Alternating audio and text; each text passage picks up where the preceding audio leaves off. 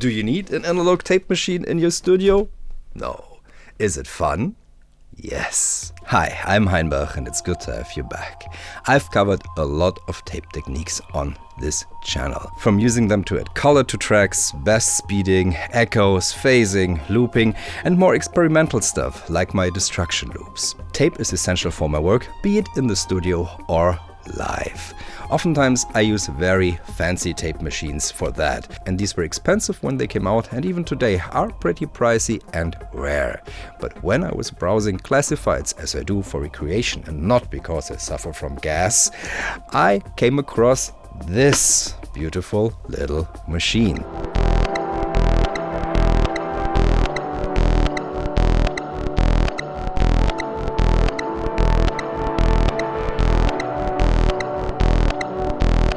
This unassuming consumer material is completely tricked out with Trickfunktionen, trick functions. With just one knob it promises 11 different functions, among them echo, parallel recording and sound on sound. That is one over-engineered knob. To my British audience, please don't clip this, get your mind out of the gutter. While today you can pick these up en masse for 30 to 350 euros, when they came out they cost about 1,200 Deutsche Mark. In 1968 money, today that's about 2,500 euro. The combination of low price, which makes this comparatively accessible compared to a Nagra at least, and the trick functions, which promise new joy of experimenting, got me very curious. So in this video we are going to explore together what this machine can do and cross off all these techniques that I'm gonna put up here through some fancy post-production one by one. Whether you're already analog curious or a complete in the boxer or even a seasoned tape head veteran, I think you will find something interesting in this video. I filmed this in the process of discovering this machine, so I might step in from time to time with some clarifications. But make sure to stay till the end, because there's one technique that I had no idea existed and I found absolutely fantastic, and that made me buy more of these. If at some point this video brings you joy, leave a like, subscribe, or visit the Patreon for sample packs, music, and much more. Thank you for your support there. This is what keeps this channel going. But now, on with the exploration. I built a little studio here within my studio just for this, and it's inspired by Harmonia, one of my favorite bands. So you get a string machine, the Versi, I got a video on that, which I'll link at the end. The worst synthesizer of all time, the Davoli synth.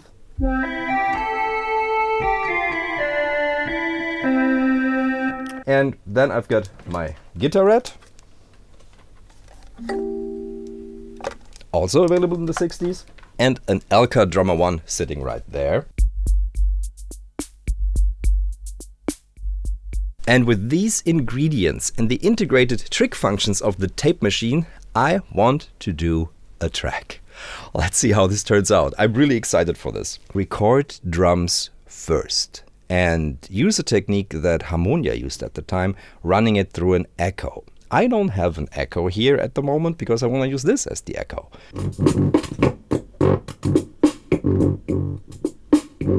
So I've set it to echo, we can hear something. It's not being transmitted as loudly as I would like to the mixer, so we're listening just to the speakers in this. But let's just start record.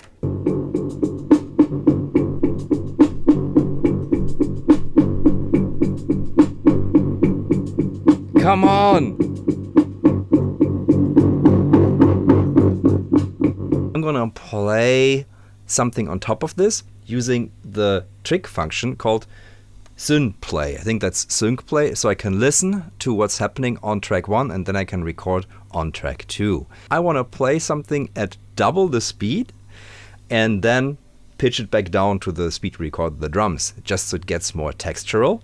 I want to go to 19 speed and I want to go to Syn-Play 2. Rewind this. Okay, one take.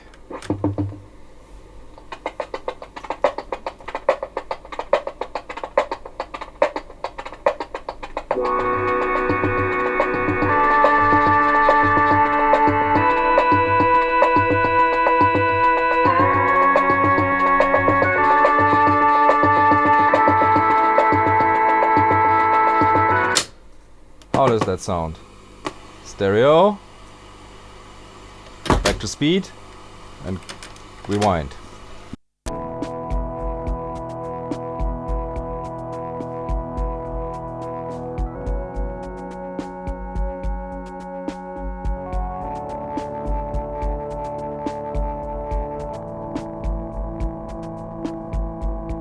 That's pretty nice. I'm a little bit bored of Canadish. I don't know why that happened. Probably because I used detuned chords here. What I want to try now is add overdubs. And this has a multiply mode where I thought I was able to do that, but I'm thinking I'm better off in trying to do the time-honored technique of bypassing the erase head. And what I noticed is when I was figuring things out and pulled this off, that here's a little metal board.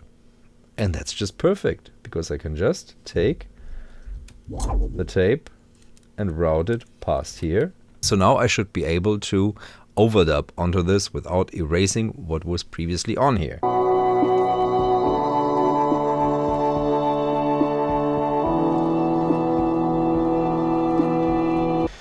Rewind. Ooh, volume is fine.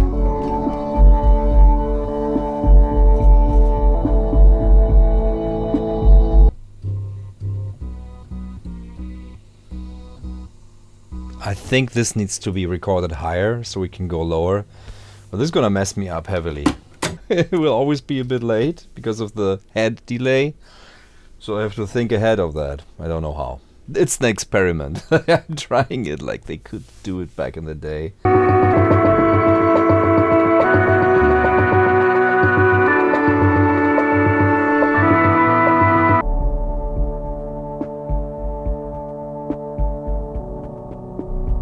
Strings have disappeared. I don't want to add anything on the tape here anymore because the fidelity gets lost due to the sound-on-sound process with every pass. And I made a huge mistake, I think. I should have used the multiply mode that is made for overdubbing, but I simply didn't know. I can do a little bit of mixing in the DAW with the two tracks, I think.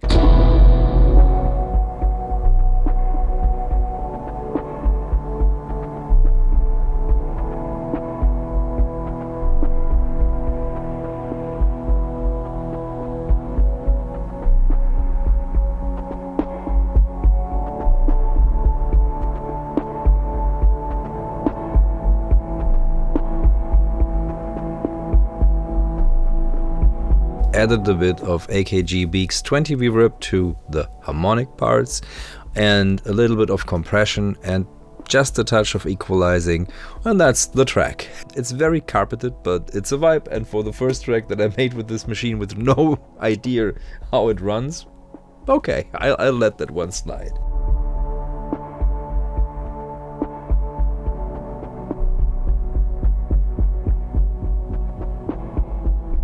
I had to slip down more. It got really cramped in here. So I'm just gonna use my guitar right now and the Soma Flux. The modus I'm gonna use is multiply. How this works is it constantly bounces tracks. So you record something on track 1, then you go to multiply 2, and using the echo or multiply knob, you can basically play what's on the first track also on the second. And then you go back and forth, back and forth, back and forth. I'm expecting a lot of degradation that way, but maybe that will sound nice. We'll see.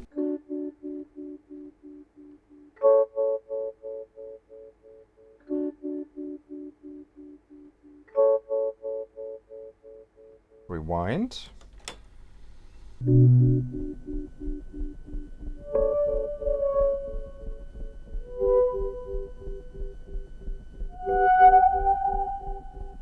You might notice a bit of high-pitched whine here, and that is because I'm plugging the Soma Flux into one of the mic inputs, and I'm having a hard time getting the levels right in general, and that's because a crucial cable is missing. More on that later in the video. Ooh, let's see how that sounded. It's echoing! So I know why it was echoing, because I was listening to it in stereo. That means we've got the thing that's recorded on side A And that was already recorded on side 2 with the delay. So that's why it does that. So I'm supposed to listen to mono. I'm gonna try another sound on here. This is very scary, actually. Even though I'm playing simple stuff, I've never played this before and I need to get everything right. There's no undo.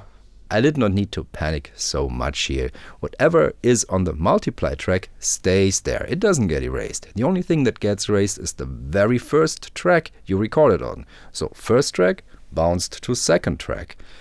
Then second track bounced to first track again, overwrites what is on the first one. So you've got one backup copy always.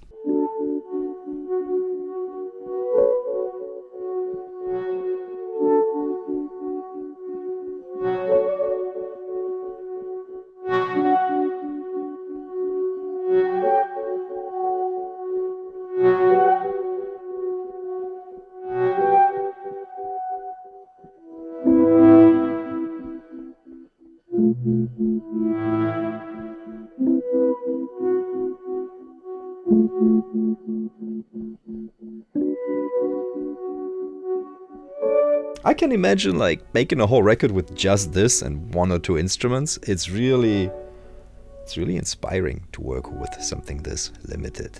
This machine has 4 different speeds, so let's try extreme pitch shifting downwards.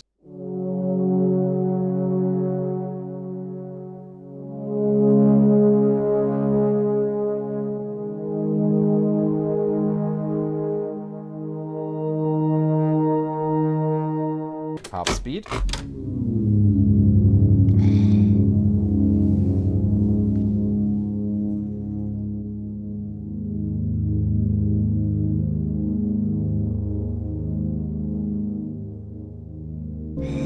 Half speed is good, but we can go lower.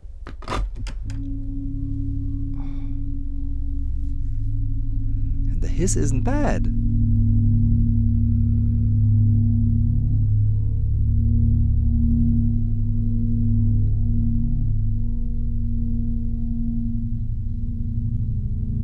Oh, I love it. Lower. Ridiculous.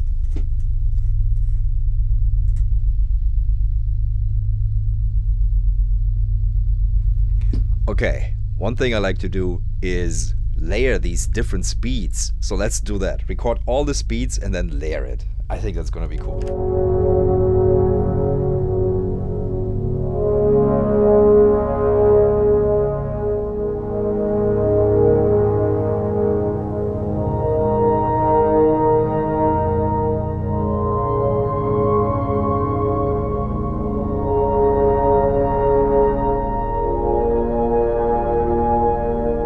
And of course, also reverse. So let's flip this.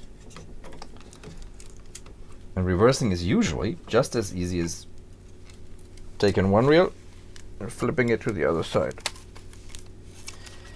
It's easier if they're the same size.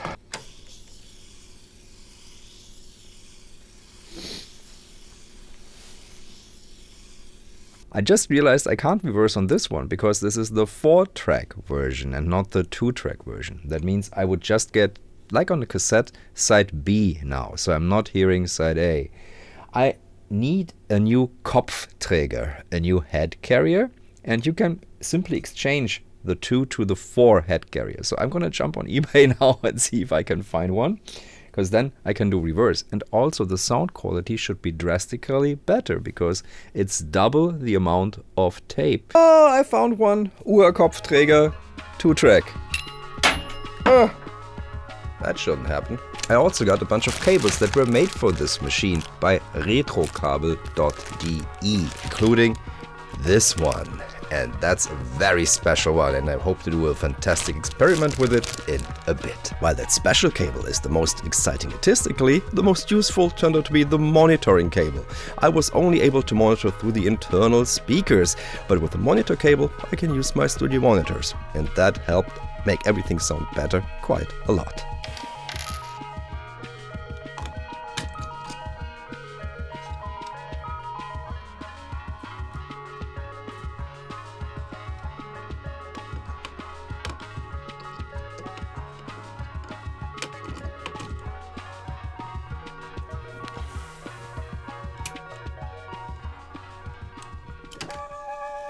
Now here we go.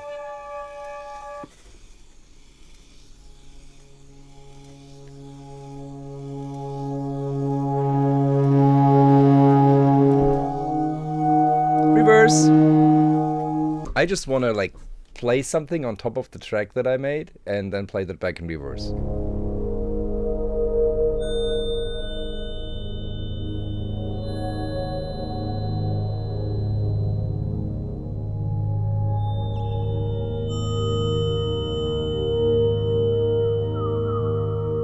Oh, that's gonna sound interesting because it did some very high signals and those should translate very beautifully and strangely onto tape.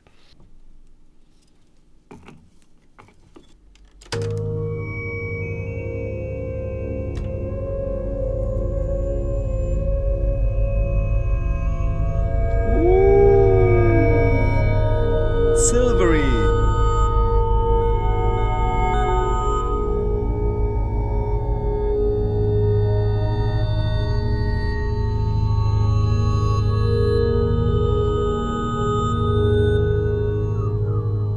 I get why some old school composers that work with tape said reverse sounds better on tape. It somehow does. I've got no way to scientifically quantify that. I did a few more tweaks on the machine. I cleaned the heads a bit. They were not that dirty, but it helps. I demagnetized them and I continued to fiddle with this little screw to make the playback sound perfect. And now is the perfect time that you're all probably thinking about, and that is, how does this machine saturate? So I've got a little beat here on my TR-608 and I'm gonna play that into the machine. We're gonna listen to it direct first and see how the machine itself saturates, and then I'm gonna switch in the tape to see what that adds. Bringing it in slowly.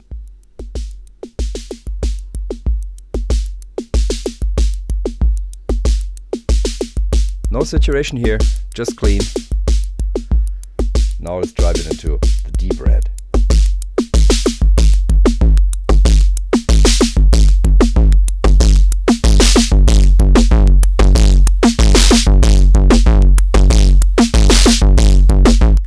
By itself, the machine overdrives really nicely, so that's already a plus. Now let's drive the tape at the highest speed.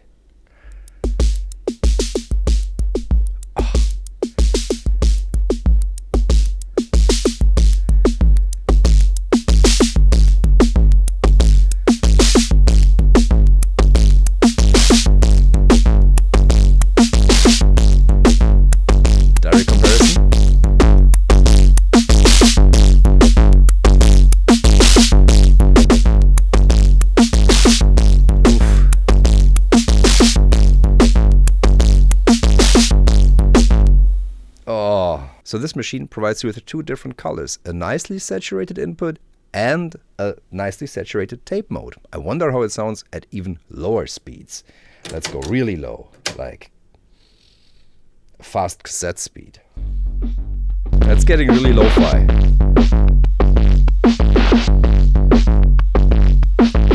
Even lower.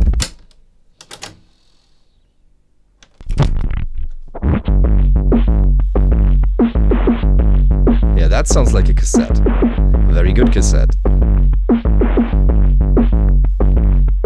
I would need lots of EQing,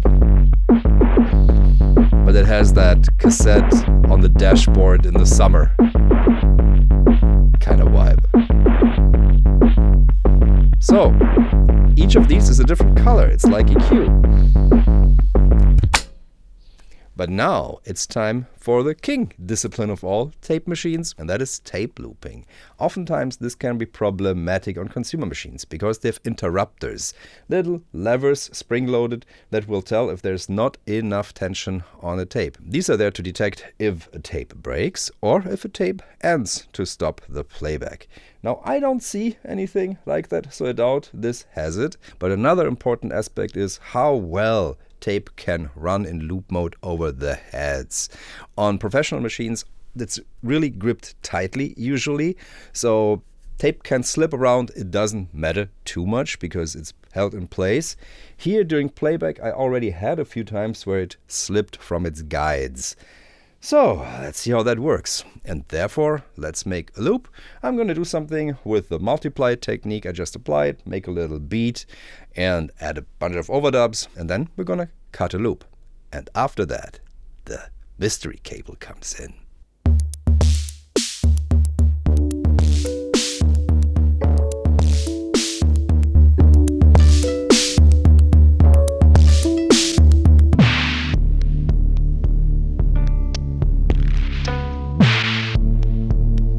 So now I'm going to cut the loop. The problem is the head is really not exposed. On professional machines you can directly see where you're doing cuts. Some have even a little scissor there, so it's super easy to do precision edits. Here there's a Brummschutz, a hum protector over the playhead, and it's somehow hidden right here. So that's going to make it a bit difficult for me to do a precise cut. Here. So right here we want the cut. How can I mark this? It's impossible mission.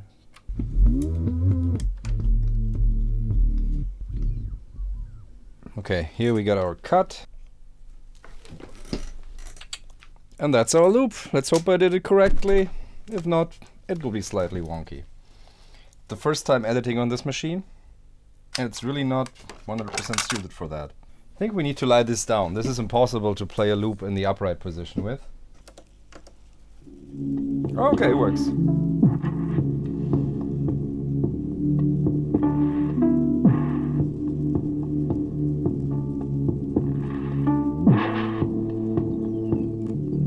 This machine will loop just fine, so you can do all the beautiful things you can do with loop with this humble Uher. And I have to say, if I lay it down, it's much easier to get the cut right. And the good thing is this can operate standing up, which is great if your studio is smaller, or lying down if you get a little bit more space. Now imagine just combining two of these and you can do all of the things like I did in my other videos on flanging and phasing, with a rather affordable, beautiful machine with a fantastic internal loudspeaker. So now it's time for one thing that I really want to try to do ever since I learned about this function, Dia Pilot. Because this machine was meant to accompany something that was very common in the 60s, 70s and 80s. Even I had to suffer through that as a kid. Dia-Vortrag, slideshow projections. I remember friends of my parents coming by with a bunch of slides from their holidays. My father would put up the projector and then we would watch that. And I would fall asleep so quickly. I thought it was one of the most boring things I've ever seen. But imagine you've got an installation with 1 or 2 or 3 or 4 of these machines going on, and then you can control the changing of the slides using the Dia Pilot. It's finally time to solve the riddle of this cable. This connects the tape machine to the slide projector, and there's a button here that allows you to send control signals which advance the slide projector forwards or backwards. My idea is to use the tape loop to control the slide projector. So they're visuals, analog visuals, in time to the analog tape. I have no idea if this works. I really hope it does, because if it does, it's going to be amazing for installation pieces that I have in mind. So first let's connect this. Easy enough. There's a little beamer symbol. Okay, it fits here. Let's see if it fits into the projector. Okay, this fits. Now let's see if the slide projector moves when I press the button here. It does!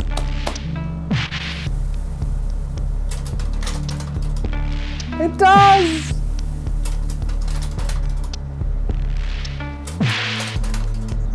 Can I go backwards? Oh, it's stuck. That absolutely works. So now I can record a sequence. Short pulse, advance, long pulse, go backwards in time. So I should be able to make this endless. I've got 5 slides here I inherited from my dad, who was a professor for English, and this is about art. There's nothing I know about them. So I just put them together for this as a demo. So I have to press 4 short, 4 long.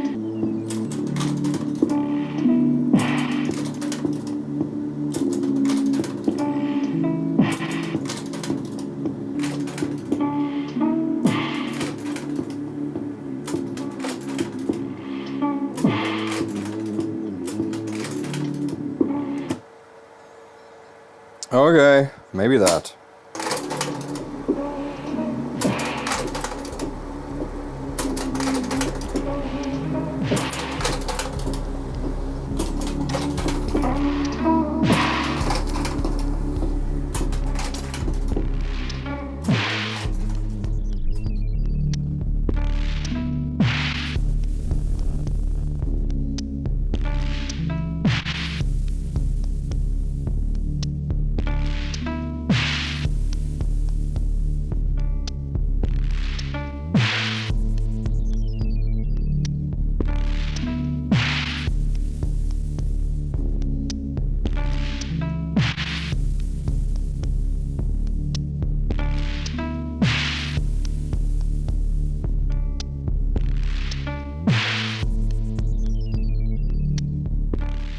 This was utterly successful. I had high hopes for this and they were not disappointed.